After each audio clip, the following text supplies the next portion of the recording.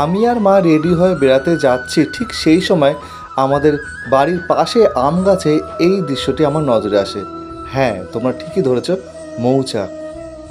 ওই দেখো, আমার পেছনে কিন্তু মাও চলে এসেছে, ব্যাগের ভেতরে ছাতা ঢুকোতে ঢুকোতে আসছে, কারণ আকাশের কথা সে তো তোমরা দেখতেই পাচ্ছ। মেট্রো কিন্তু এসে গেছে। এরপর আমরা ধীরে ধীরে মেট্রোর ভেতরে প্রবেশও করে গেলাম। কবি নজরুল।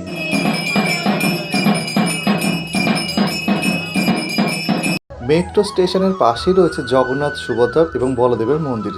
দর্শন করেই এগিয়ে গেলাম। ওই যে সামনে তোমরা অটো দেখতে পাচ্ছ, ওই অটো করেই আমাদের পৌঁছতে হবে আমাদের স্থানে। অটো দিয়ে নেমেও গেলাম আশ্রমের গেটের সামনে।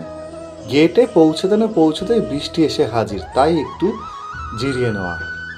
আশ্রমের গেটের ভেতরে প্রবেশ করলেই এরকম ঢালাইয়ের একটি সরু পথ তোমরা দেখতে পাবে এবং চারিপাশে গাছগাছালি দিয়ে খুব সুন্দর করে সাজানো বিভিন্ন রকম ফলেরও গাছ তোমরা লক্ষ্য করলে দেখতে পাবে।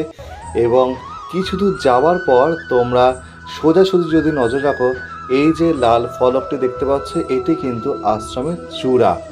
খুব সুন্দর বিশাল বড় এলাকা জুড়ে আশ্রমটি। আমি তোমাদেরকে আমার চোখের সাহায্যে দেখাবার চেষ্টা করছি, তোমরা চুপচাপ শুধু দেখে যাও মন প্রাণ ভরে এবং হরে কৃষ্ণ মহামন্ত্র জপ করো।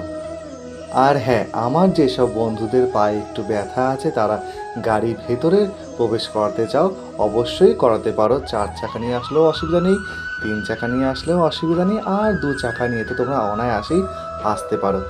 বিশাল বড় এলাকা জুড়ে এই আশ্রমটি, আমি তোমাদেরকে আগেই বলেছি।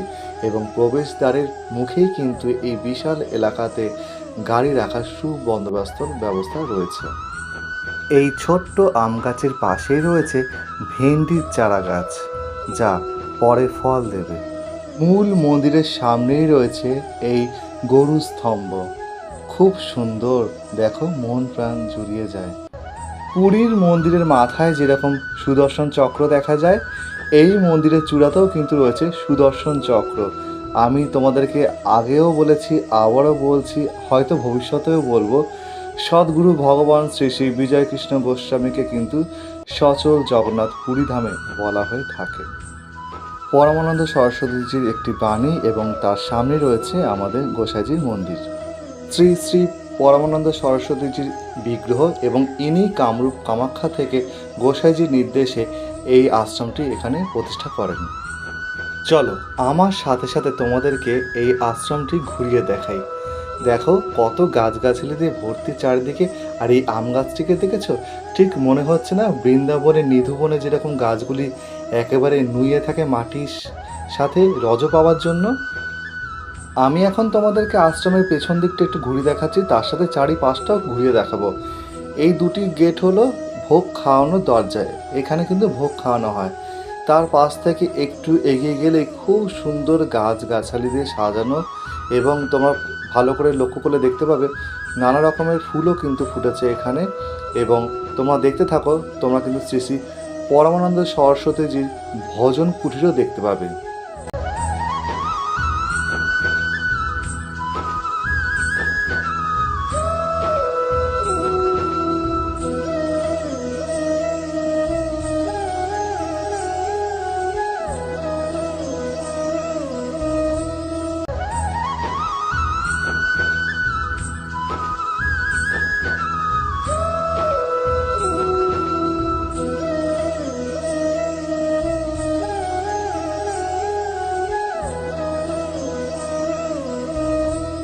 এই আশ্রমটি প্রদক্ষিণ করতে করতে তোমাদের নজরে পড়বে সদ্গুরু ভগবান শ্রী শ্রী বিজয় কৃষ্ণ গোস্বামী প্রভুর বেশ কিছু বাণী।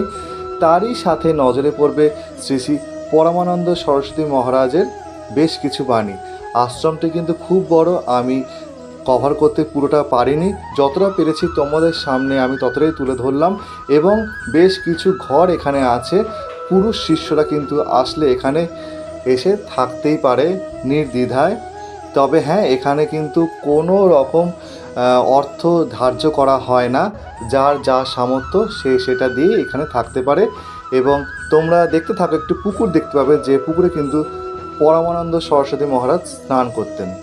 এখন আমি তোমাদেরকে মন্দিরের ভেতরে নিয়ে যাচ্ছি, চলো এক নজরে দেখে নাও আমার সামনে।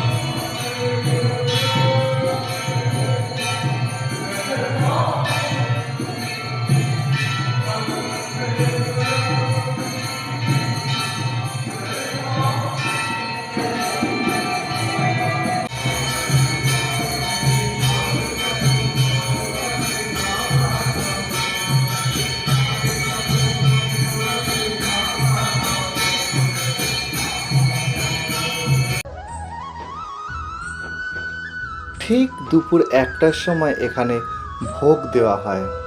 বসে পড়লাম ভোগ খেতে।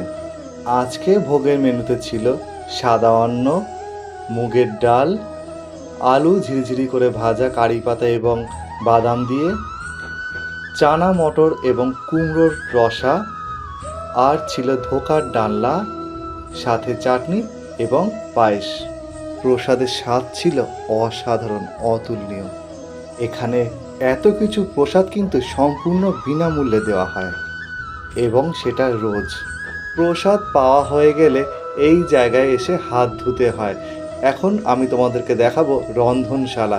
এই যে বড় বড় মাটির উনুনগুলো দেখছো, এই উনানের মধ্যেই কিন্তু ভোগ রান্না করা হয় এবং সমস্তটাই কিন্তু কাঠের জালে প্রস্তুত করা হয়। প্রথম ব্যাচের ভোগ গ্রহণের পালা শেষ, এখন শুরু দ্বিতীয় ব্যাচের ভোগ গ্রহণের পালা। সেই কারণে এত ভিড়। বেরিয়ে যাওয়ার পথেই দেখা মিলল এই দুই বন্ধুর, একে অপরকে কোলাকুলি করছে। এ যেন এক বিজয়ার পালা। সদ্গুরু ভগবান শ্রী শ্রী বিজয় কৃষ্ণ গোস্বামী প্রভু কি জয়।